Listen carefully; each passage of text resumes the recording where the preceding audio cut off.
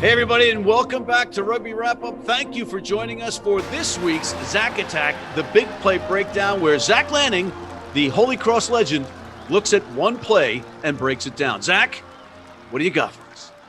Well, Matt, don't freak out. I want to do something a little bit different this week. And I know I've done a few times Rugby United New York. I promise this isn't a homer pick, but to me, that was the game of the week. Their upset victory over the previously undefeated Giltinis.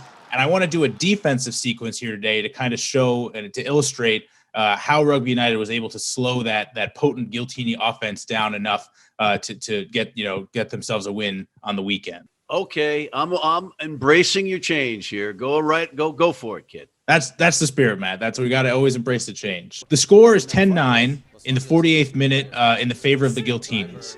And New York had kept them in check the entire first half of the game, but we'd seen before this happened when Toronto played the Giltinis close for an entire first half, only to be eviscerated by an offensive avalanche in the second half of the game. So New York is not out of danger just yet, just because they played one good half.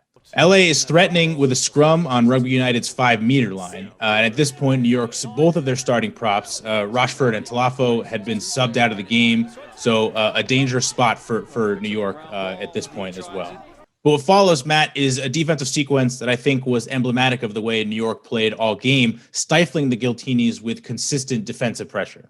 Rugby United dominates the scrum, driving the Giltinis back and ruining any sort of set-piece attack they may have had planned off of the scrum. Luke Carty, playing fly half for LA, is forced to scramble to recover the bouncing ball out of the scrum and dance around to try and even just get back to the gain line.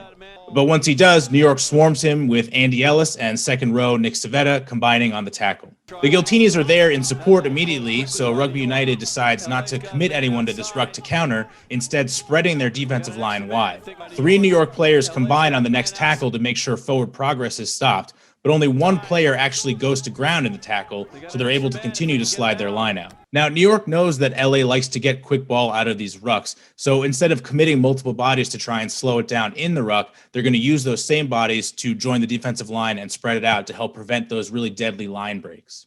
Now, LA goes for another few carries to try and move forward, but each time they're met by at least a 2-person tackle, preventing the ball carrier from breaking the gain line and getting any forward momentum. Now, it's possible that without Matt Giteau, the LA was limited in their attacking options. They continued here to pound the ball to the right and the left off the ruck with forward pods, not really getting anything creative out into the back line like they may have done in the past. Then, a key moment here as New York's defense begins to wear down a little bit. Harrison Goddard finds a streaking Adam Ashley Cooper, who's found a small gap in the defensive line. But Nate Brakeley makes an incredible one-on-one tackle to bring the Aussie superstar to the ground before he can do any real damage. And now Ashley Cooper had taken a risk shooting this gap without any support. Harrison Goddard tries to ruck over, but is easily pushed aside.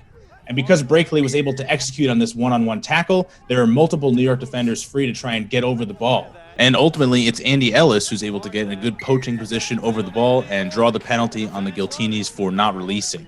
After that, New York is able to kick the ball into touch and avert any further danger. So this is really how New York operated all day, Matt, unafraid to meet LA's powerful runners at the line, prevent them from breaking the gain line, and getting that front foot ball that they really love to get their offense running.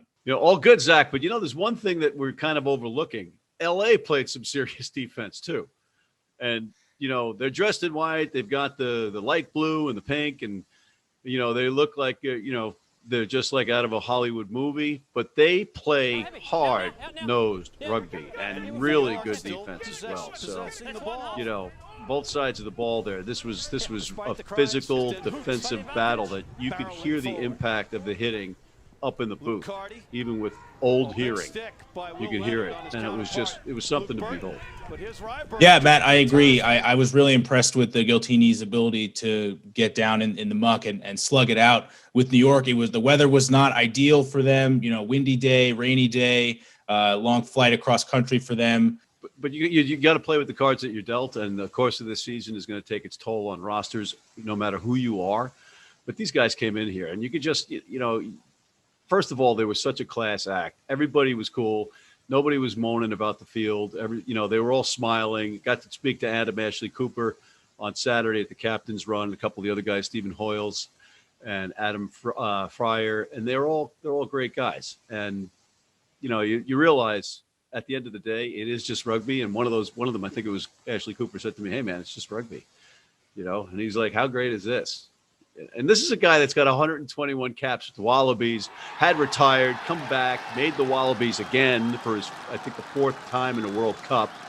And here he is at Jersey City and smiling. Yeah, and that's one of the great things about MLR, Matt, is you see guys like Adam Ashley Cooper with all of his national caps, for Australia on the same pitch as somebody like Connor McManus, who got in the game late. I think I audibly gasped when they subbed out Andy Ellis that early in the game, but Connor McManus came in and played some great rugby, was quick to the rucks, had a great chase down tackle late in the game.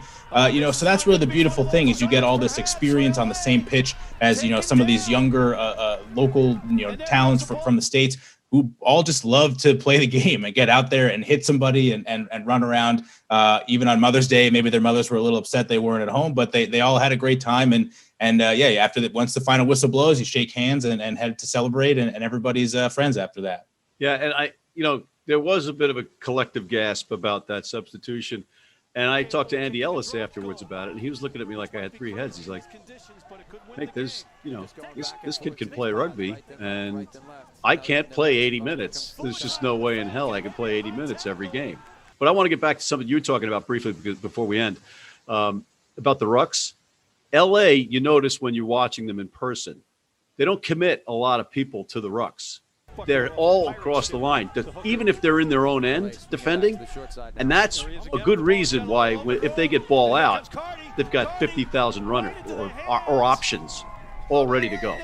What else you got for us? 3 letters for MLR for next season, Matt, and it's TMO.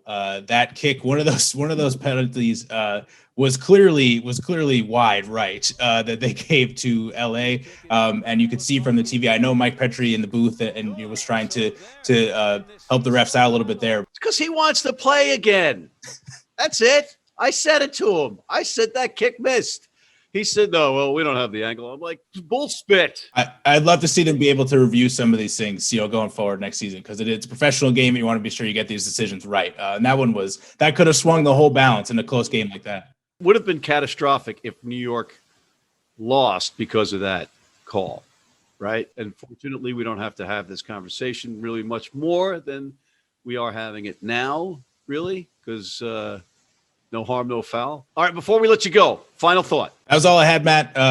Great competitive slate of games, week 8. I'm looking forward to what week 9 has to bring. All right, and on that note, we're looking forward to your next Zack Attack Big Play Breakdown next week after round 9. And in the meantime, ladies and gentlemen, thank you for tuning in. And please check out our other segments, including our Major League Rugby show, our Global Rugby Recap, What Are the Odds?, our Major League Rugby Sports Bet show with the Philly Godfather, John Bradshaw Layfield, the WWE legend, and Gifty Bailu, martial law.